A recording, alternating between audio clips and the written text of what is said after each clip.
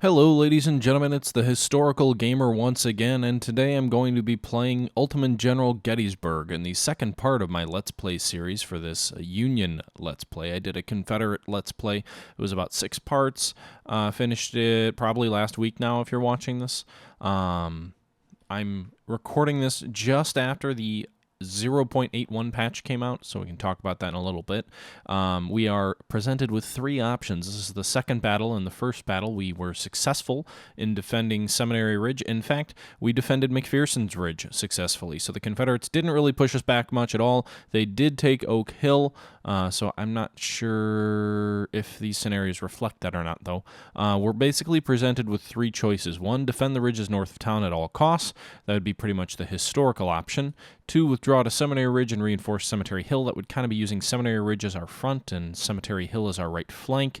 I don't want to quite do that yet. If we withdraw to Cemetery Hill, even just as our flank, the flank of our army, then suddenly we're already conceding the best defensive terrain as our main line of defense, which I don't want to do because at this point, it's still July 1st. We've only got the 1st Corps. I believe the 11th Corps is probably coming up as well.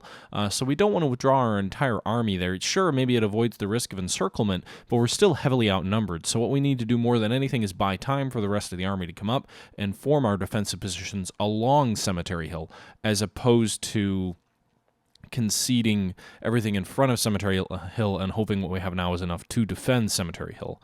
The other option is to ignore Oak Hill and defend the southern ridges. I'm not sure what exactly that'll do. Will allow us to hold off another attack. Oak Ridge will receive more pressure from Ewell's 2nd Corps approaching from the north and Hill's 3rd Corps from the west, but is in a strong position. General Howard's Corps is en route to defend Gettysburg from the south and will also join us. He released forces coming from the north, probably concentrate against Oak Ridge, but it may also split his army. Okay, so I don't know what this scenario is. I think the first one, defend the ridges, is the historic option. We're going to go with that. So you can see here we start off with about 10,000 troops and 34 guns. The enemy starts off with 7,000 troops and 28 guns. However, they've got almost 20,000 troops incoming as reinforcements. That would probably be the rest of Hill's 3rd Corps as well as part of Ewell's 2nd Corps. And we only have about 8,000 men, which is probably Howard's Corps. So you can see here the Iron Brigade is defended along Oak Ridge, along with Paul and Cutler. We're a little bit further to the rear. We've got Devon's skirmishers, Baxter's, and some other troops here to the south of Seminary Ridge. We got a decent defensive line up here, but our flank is in the air here. Paul is in the air. Oak Hill already was lost last battle. As you can see, that is reflected in this battle, so that's kind of neat. But the enemy is already coming down our flank, and we're in trouble here. We've got Pettigrew's brigade coming down on the flank of Paul. The Iron Brigade, Cutler. I don't like the looks of this. So I'm going to start shifting troops immediately. I'm going to pull Baxter back to Seminary Ridge, which is our main defensive point. I'm going to swing Biddle up north. I'm going to hopefully get Devon's skirmishers up north in time. We're going to swing Gamble's skirmishers up north as well to buy us some time, because Heath is coming, and all I've got is 1 brigade on our flank. With an exposed flank at that. General Schurz has arrived, so that's a division of troops coming up from the south. Looks like they're not quite here yet, as we move our troops north.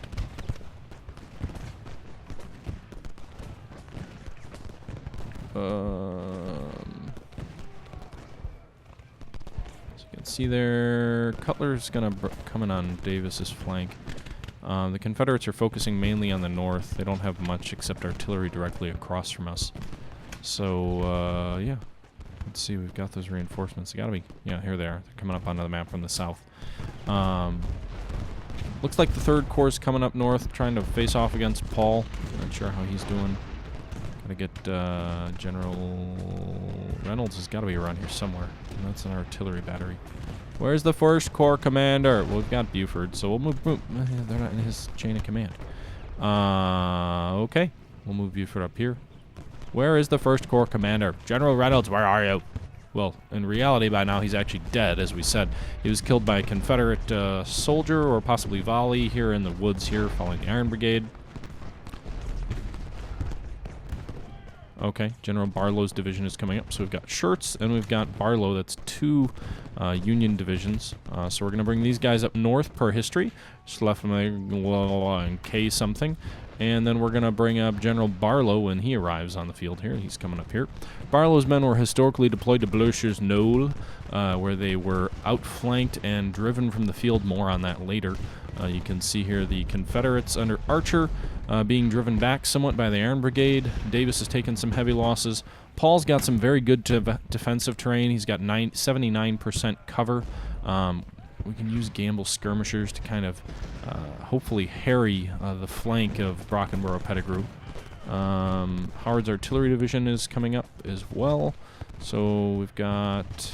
Is Krasinski going up north? No. So we've got him. We're going to deploy him over here. We're going to kind of slowly swing our forces toward Blucher's Knoll. Hopefully getting there in time. Put Ames' division on the far right. We're opening ourselves up to disaster per history. I'm pulling out the historical playbook because it's fun, and also because I want to try and hold the enemy back from Cemetery Ridge as long as possible, and the best way to do that is to defend to the north, which is what we're doing. So you can see the Iron Brigade drove back Davis's brigade as well, so they're holding out pretty well, inflicting pretty good casualties on the enemy. Paul, I don't know how well he's doing. Gamble skirmishers, Devon skirmishers. Biddle we're going to put in right here. Hopefully that's good terrain. I'm not sure. I want to run him right forward to that stone wall. I don't know if stone walls have any impact on defensive terrain. They should, but you can see there's a little stone wall here to the north as well as a fence. I want to deploy them up along that. Again, I don't know if that has any appreciable impact on a unit's ability to fire into an enemy, but it should. So the Confederates are coming forward again. This time the Iron Brigade is going to meet them again in the woods. Paul's brigade still fighting it out. Oh, it looks like they might be losing worse than they're taking. Cutler's brigade's on the flank of the Iron Brigade. So far, the frontal attacks look okay. Oh, wow, we had an artillery battery completely driven back. That's not good. We'll move the vedettes over here. They kind of work as scouts at this point. These guys were hit really bad in the last battle. They only have 66 men left. So we got that artillery regiment of ours was routed. Pettigrew looks like he's been driven back by Paul and Biddle. Gamble's troops are firing into the flank. I would imagine a Pettigrew here. And we're still bringing up these troops. Schleffler, Von Glees, Ames, Krasinski. We've got some artillery coming up as well. I'm going to deploy the artillery south. I don't think they'll get north in time. I know that's a little bit ahistorical. Yes, I know the Confederates are coming already. So I'm kind of cheating, if you will, in that I know what's going to happen. I know the Confederates are going to come around my flank, but I don't think the guns are going to get up there fast enough anyway. It'd be kind of a waste just to rush them up there to retreat. So it looks like we're driving back Pettigrew and Brockenborough again. Iron Brigade has some very good terrain. Cutler's Brigade is in a much more open area as they face off against Archer. Could swing Gamble skirmishers in here on Archer's flank, do a little bit of damage. As you see, Caliph is retreating. We've got a Baxter's Brigade and some artillery here on Seminary Ridge. Now, historically, the Union 1st Corps, who's now deceased General Reynolds, deployed up along Oak Hill and Seminary Ridge. The Union 11th Corps under General Howard deployed to the right. This is a very long line for a pretty small corps under General Howard. He only has, what, 6,000 troops so far? I think he's got a reserve division which comes up, but only about 6,000 troops to defend a very long and open terrain. You can see there's a lot of woods along Oak Hill, Seminary Ridge. Even McPherson's Ridge had some woods and an unfinished railroad cut that they could easily defend. The area over here, on the other hand, Confederates are coming through a little bit more forested terrain, but really it's incredibly open. They were outnumbered, what, like 15,000 soldiers in Early's Corps to 6,000 to 10,000 in Howard's Corps. Basically, it was a disastrous situation to be stuck in, and that's where the 11th Corps ended up, kind of similar to Chancellorsville, where they got stuck on the end of the line, and 20,000 screaming Confederates under Jackson came down on their flank and nearly destroyed them. So Howard's Corps has been called Howard's Cowards and other derogatory terms referring to them. As you can see, and I've talked about this in one of my previous videos, look at these names. Obviously very European, very German. Von Glees, Ames, Kretischinski, Schleffleming. Many of them were refugees from the rebellions in Germany, it was Prussia and hundreds of other small kingdoms at the time. There was no German country in of itself. Many of them fled to the United States, though, after a failed revolution in Germany in 1948, and found their adopted homeland in the midst of a civil war, which many of them would fight. Many of them were also professional soldiers at home, certainly the officers, some of the men, and they found themselves in a difficult spot. Coming into their homeland, they decided, to embrace their homeland and to defend it and to fight for it in the American Civil War. And they were often vilified by the media as kind of being inferior because they were immigrants. There was a party called the Know Nothing Party, which was a political party which really vilified the immigrants a lot. The party was, I don't want to make direct comparisons to the United States, but it is, well, I guess I am talking about the United States. Don't want to make direct comparisons to anyone's personal political beliefs, but some of the political groups out there today, we shall say, kind of reflect that sort of anti-immigrant mood which was filling the country in the 1950s. The Know Nothing Party kind of faded away as the Civil War erupted, but a lot of those politicians were members of other parties, and it was one of those things that just because the party wasn't winning seats in Congress anymore didn't mean it didn't have any impact, which it did. You can see here the Iron Brigade has once again thrown back Davis's unit, and successfully. Archers also fighting off against Cutler. Both those guys are just shooting themselves to pieces. But again, we've established our defensive terrain here. You can see it may not be the best terrain. Trying to get Von Gleese and Ames in a little bit better cover. Maybe, what I'll do is I'll shift Von Gleese here to the right, so we've got two brigades facing to our right. I'll shift Krasinski over here, and we'll move Schleswig, blah, blah, blah, blah, here, so we don't have too big of a gap between our troops. We'll also move Devon's vedettes. We'll move Reynolds Artillery Battery up here, Stevens Artillery Battery to the right. Maybe, just maybe, we'll be able to hold. I doubt it. Oh, and by the way, there's the First Corps. Still under General Reynolds, by the way, 3-star general, arguably the best Union general in the Army at the time of the Battle of Gettysburg, although, as I said, by now he was already dead. I find it also interesting that while the Union Army gets criticized for not having the best commanders and not having great division or corps commanders, that really seems to kind of be reversed by the time the Battle of Gettysburg takes place. The Battle of Gettysburg saw the best Union General Reynolds get killed, but on the field on the first day. General Buford, who was an excellent cavalry general, was present on the first day. General Hancock would come up and take over Reynolds' spot, despite being inferior in rank to the 11th Corps under Howard. Hancock was reportedly given command of the wing of the Army. Despite Howard outranking him by seniority, Hancock was more trusted by Meade, and also was one of the excellent Union commanders. So, despite all the criticisms of Union generals typically not being very good, most of the influential Union commanders on the field on the July 1st day were amongst the best Union generals that the Union had to offer. Now, how much of that is revisionist history, us all knowing the result of the battle and therefore saying these guys weren't bad, versus other battles in which we knew the Union lost, so it's easy to say these guys sucked. Or how much of it is reality, that I don't know. But I do find it interesting. Again, the Confederates haven't gotten... Where are their reinforcements? Oh, they've got 15,000 soldiers now. They must have some reinforcements on the way, I think. So we've got Von Gleese and Ames here on the flank. I might have more facing to the right than history does say. I think the Confederates come down this road under Early, so still kind of on the flank, but trying to get some artillery up there to support them. It looks like I had plenty of time. Maybe I should have brought the artillery up from the south. Let's see here. Still having Cutler fight it off with Archer. Archer's losing just incredible casualties. Looks like we're in canister range, though, so Cutler's going to fall back, because I don't want you getting butchered by canister.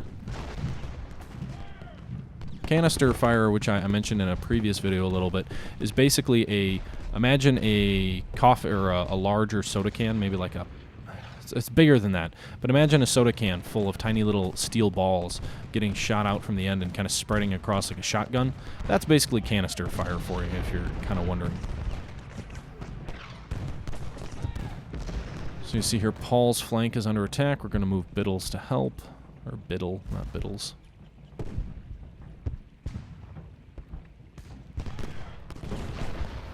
And Pettigrew's lost pretty heavily. He had over 2,500 soldiers at the start of the last scenario. He's down to 1,900 now. Rhodes is attacking from Oak Hill, so we've got a division coming down this flank. We've got some skirmishers under Gamble. We don't have much in the way of reserves. Early's full divisions coming from the northeast. Should we occupy Blucher's Knoll to repel them? Well, we already have. There's Early's sharpshooters.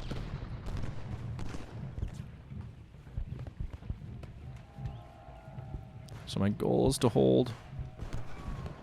Hold at all costs. Hold. You can see here Hill's divisions coming forward again. I don't see any of the Confederates yet except for Early, or Ewell. Sorry, Ewell's sharpshooters.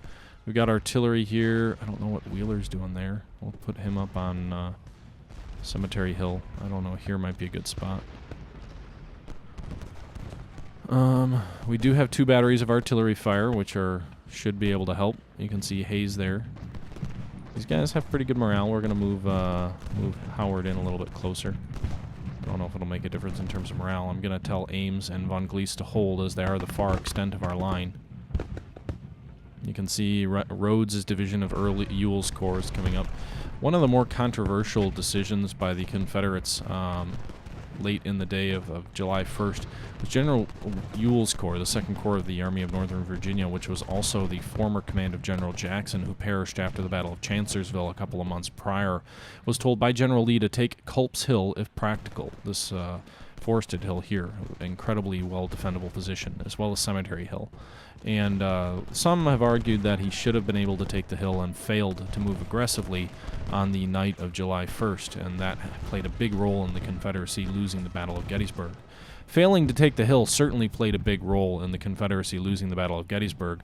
As it turned out on July 2nd, most of the positions the Confederates were attacking were incredibly defensible. And so Pender's brigades are coming in. So another Confederate division deploying to our front. But again, so heavily criticized historically for his failure to attack Culp's Hill. It's certainly true that if the hill had fallen, it would have changed the character of the battle dramatically. That's why I am, despite all perhaps reason, fighting here in the north. Even though I know my flank's going to be turned and I'll probably be overwhelmed, the goal here is to buy as much time as possible to essentially save the Union Army. Now, right now, things are going okay as time kind of starts to wind down in this battle. But we'll see, because the Confederates historically turned the Confederate or Union Army's flank around Blucher's Knoll, rolled up the line, and drove them all south of Gettysburg. So far, that hasn't happened. It certainly could. Looks like Ames has been driven out of his position as soon as I said that. We're going to ride Devon's vedettes forward, hopefully to... Looks like Avery's retreating too. Hayes is in reserve, so the Confederates are going to deploy 2 brigades now against Von Gleese. Ames's morale is pretty low. It doesn't look like they inflicted much of anything in the way of casualties. So those darn Germans, we're going to scapegoat them again and say it's all their fault, right? Come on, Ames. Rally your boys. Maybe the vedettes will cause them to pause, at least for a second, right? Nope, Von Gleese is retreating, so our flank has been turned. Blucher's Knoll is about to fall. That'll extend the battle out, you know, when a victory point changes hands. And normally when this green dot goes all the way over here, if there had been no recent victory point change, then you would see... wondering if I can reform. You would see the battle last a little bit longer. We're going to move Krasinski in here. I'm going to try and see if I can move Ames up here and maybe reform our flank a bit, just south of Blucher's Knoll. We're definitely in a salient now with these troops all going to be caught between all these troops, having a lot of troops fire into them with the inability to fire out with much of our force. But, with that being said, I want to try and fight as much as I can to the north with the goal of inflicting as many casualties on the Confederacy as possible, because casualties carry over, and 0% morale is not going to do much, Von Gleese. You got to get your morale up. Hold. You got your corps commander right there. Why is your morale not going up at all? Oh, that's not good. Okay, Krasinski's at least got 60% morale. Ames has got 20%. So Von Gleese's boys are retreating already again. Yeah. We're in trouble. Let's shift left wing down here. We'll run. I may have to pull Biddle. I may have to pull this whole line out very shortly.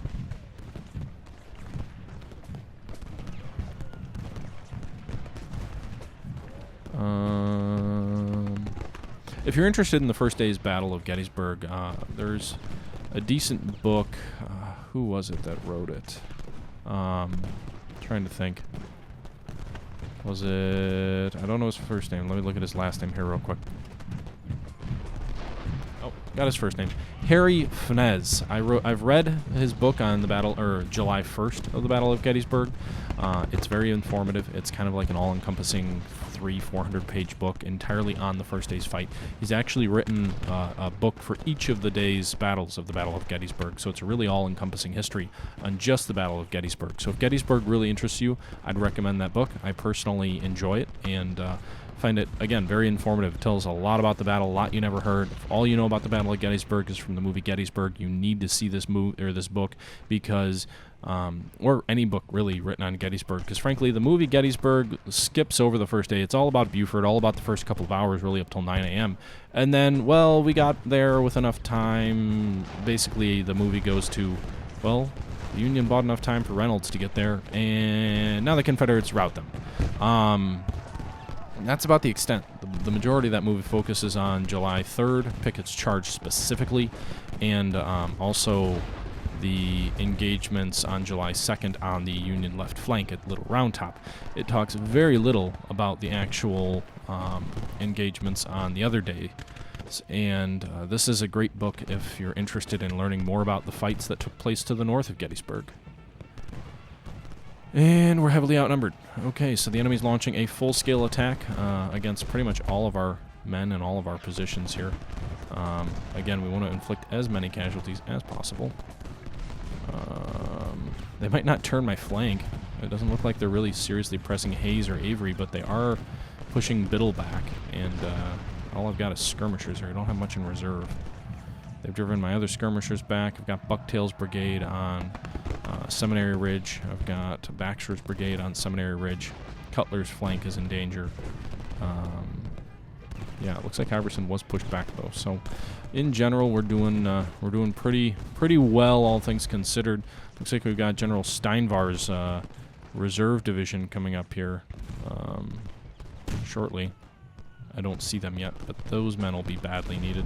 It's starting to turn, though. We've almost got as many men on the field as the Confederacy, and you know, while they've driven some of our units back, not all that many. So, yeah, we might hold off. If they're not going to press early very hard, then it's almost like a frontal attack. Although they are pressing Seminary Ridge, somewhat, anyway. They may turn Cutler's flank, but I'm thinking, given the amount of time left, that this thing might turn into a victory for us. Kind of surprisingly enough, we might go ahistorically and hold our position. So maybe Howard's boys won't be Howard's cowards, as they were. I don't know if that's really what a nickname of the time, but it is a nickname that I've seen on some of the comments. Did Howard lose an arm here, or was it at Chancellorsville? Interestingly enough, when General Howard's 11th Corps was driven from the field, as I mentioned briefly, Hancock was sent by General Meade to kind of reform the army, to take over where he was sent by General Meade when Reynolds was killed. Meade trusted General Hancock.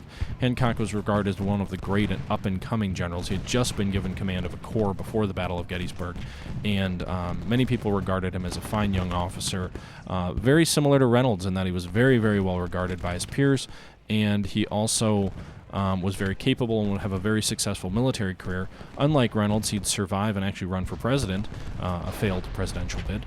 But Hancock was inspiring to his men. He was he was well over 6 feet, and in a saddle, he was kind of the prototypical, this is what a general should look like, and he was sent because Meade trusted him. General Howard, however, technically outranked him and claimed credit for rallying the Union Army as you know, obviously your corps just got shattered from the field. You're going to want to claim credit for something. So he claimed credit for rallying the Union Army on Cemetery and Culp's Hill. General Hancock was given credit probably by most people for rallying and helping salvage a bad situation on the end of July 1st, similar to what General Hancock also did after the defeats at Chancellorsville as well, for what it's worth. But Iron Brigade retreating there. It's lost about 600 men since the fight started. But I guess my point there is that it was interesting just looking at it, because you basically had two officers who both claimed they were in command, who kind of agreed to stay out of each other's way and in a really kind of disorganized way, you know, help reform the army. And we are being pushed back on Oak Ridge. That's where the main enemy attack's coming. I'm really surprised. Early took Blucher's Knoll and just kind of sat there while our other troops are holding on. There was a pop-up saying the battle's probably about to end because both sides are fought out, but it looks to me like this is probably the most intense part of the battle so far. You know, you've got a lot of troops engaged. Looks like actually the battle is over.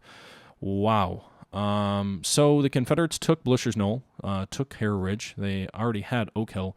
We managed to hang on to Seminary Ridge, Oak Ridge, and Cemetery Hill.